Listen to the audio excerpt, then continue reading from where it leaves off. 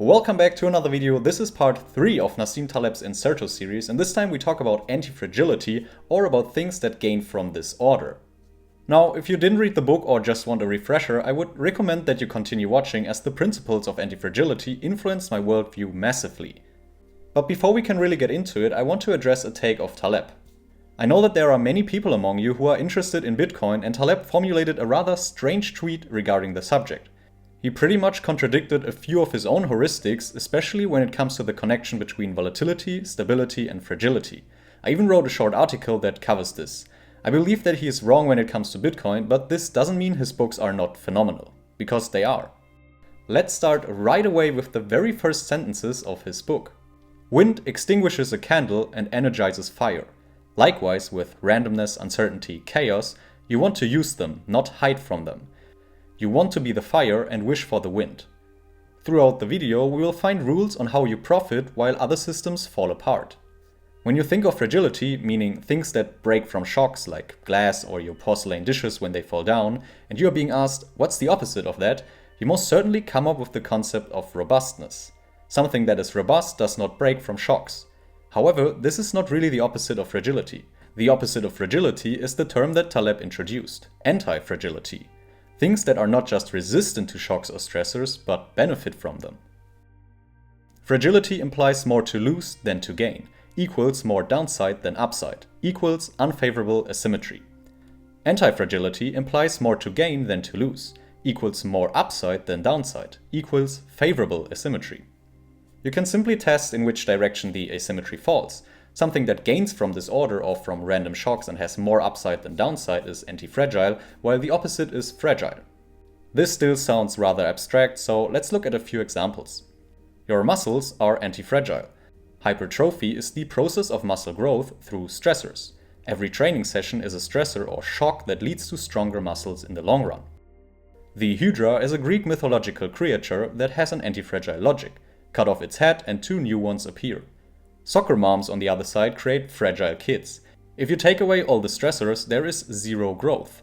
Once a big enough stressor hits the kid in the future, it breaks. Or to go with another mythic, the sword of Damocles. The sword hung over him on a single hair of a horse's tail.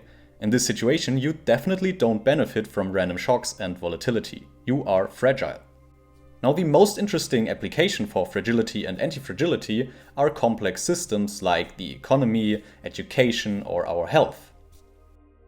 Depriving systems of volatility, randomness, and stressors will harm them. They will weaken, die, or blow up. We have been fragilizing the economy, our health, political life, education, almost everything by suppressing randomness and volatility. This is the tragedy of modernity. As with neurotically overprotective parents, those trying to help are often hurting us the most.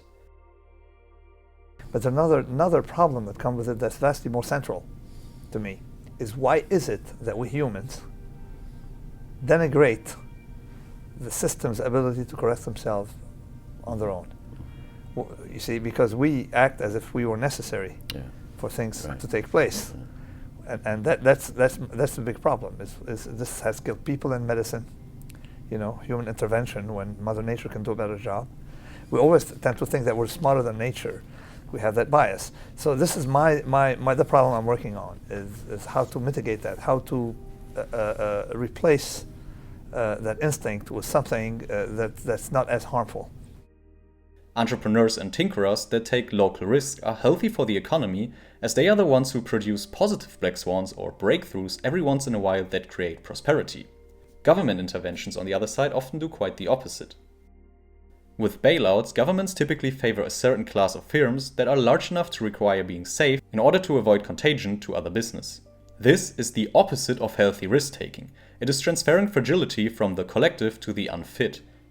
Continuous failures work to preserve the system. Paradoxically, many government interventions and social policies end up hurting the weak and consolidating the established. Short-term volatility is necessary to create long-term stability. Variations also act as purges. Small forest fires periodically cleanse the system of the most flammable material, so this does not have the opportunity to accumulate. Systematically preventing forest fires from taking place to be safe makes the big one much worse. Just as a little bit of fire here and there gets rid of the flammable material in a forest, a little bit of harm here and there in an economy weeds out the vulnerable firms early enough to allow them to fail early, so they can start again, and minimize the long-term damage to the system. To summarize, the problem with artificially suppressed volatility is not just that the system tends to be extremely fragile, it is that at the same time it exhibits no visible risks. These artificially constrained systems become prone to black swans. Such environments eventually experience massive blow-ups, catching everyone off guard and undoing years of stability, or in almost all cases, ending up far worse than they were in their initially volatile state. Indeed, the longer it takes for the blow-up to occur, the worse the resulting harm to both economic and political systems. What Taleb ultimately argues for is to have many small fragile pieces in an overall anti-fragile system instead of having one central planned fragile system. It's the approach of bottom-up instead of top-down, because top-down controlling simply doesn't work. Almost everything theoretical in management has been exposed as pseudoscience, and like most economic theories, lives in a world parallel to the evidence. Business plans pretty much never play out as strategically planned. Just to give you some extreme examples, Coca-Cola began as a pharmaceutical product. Raytheon, maker of the first missile guidance system, started as a refrigerator company. Nokia was a paper mill. Nintendo was known for making Hanafuda playing cards way before becoming a consumer electronics company, and the list goes on and on. There are many examples in the book that show you how the world really works bottom up, how technology comes before academic research, and how wealth becomes before education, and not the other way around. An interesting place to look at in the context of avoiding central planners are the cantons of Switzerland. The most stable country in the world does not have a government. And it is not stable in spite of not having a government. It is stable because it does not have one. Also, its currency works best, yet its central bank is tiny, even relative to its size. The claim too big to fail is nonsense. It's rather too big to not fail over time. Size increases exposure to black swans and time breaks fragile systems eventually. Speaking of time, it's the ultimate indicator for fragility or anti-fragility.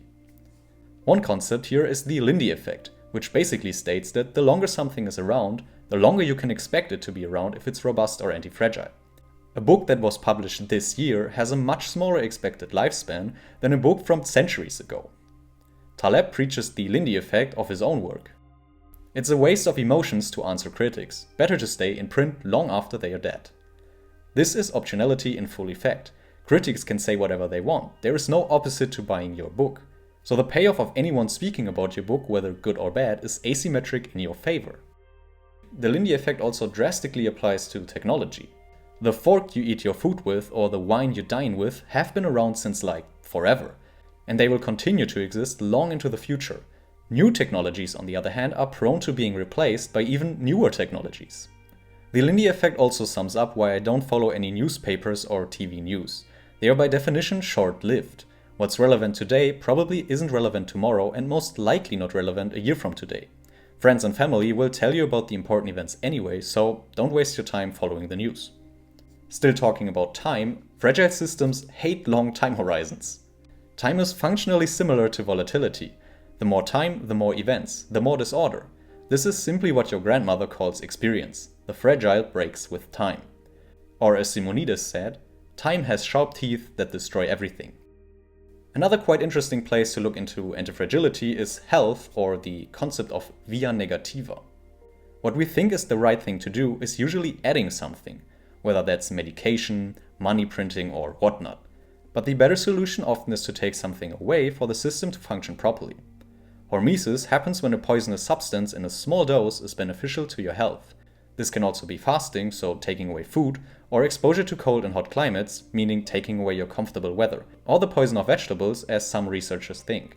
Plants protect themselves from harm and fend off predators with poisonous substances that, ingested by us in the right quantities, may stimulate our organisms.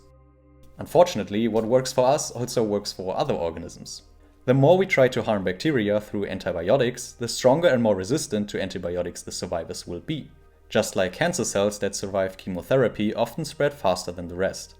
Every via positiva action has a risk to it. Medical interventions can be iatrogenic, which means they can be more harmful than the previous medical condition of the patient. Let's recap all of the different talking points to the rules that we can apply to embracing antifragility. Look for optionality. In fact, rank things according to optionality, preferably with open-ended, not close-ended payoffs. Do not invest in business plans, but in people. So look for someone capable of changing 6 or 7 times over his career or more, an idea that is part of the modus operandi of the venture capitalist Marc Andreessen. One gets immunity from the backfit narratives of the business plan by investing in people. It is simply more robust to do so. Make sure you are barbelled, whatever that means in your business. Barbelled means full-on risk in one area and zero or very, very low risk in another area. Don't be in the middle where everything you are and own is exposed to medium risk, because then a black swan makes you blow up. Taleb's barbell for the best education, for example, is the combination of a parental library on one side and street fights on the other side. You should be exposed to both to have the best education. That's a wrap for this video. I hope you learned something or at least took something out of it. Later this month I will cover Taleb's last book, which is called Skin in the Game. I think it's equally important and builds another layer on top of the already introduced ideas. It's an incredibly powerful concept to understand the incentives of people and realize what is fraud and what is not. Don't forget to subscribe to the channel for further content, and if you enjoyed the video I would appreciate it if you leave a like on this video, and then I see you next time.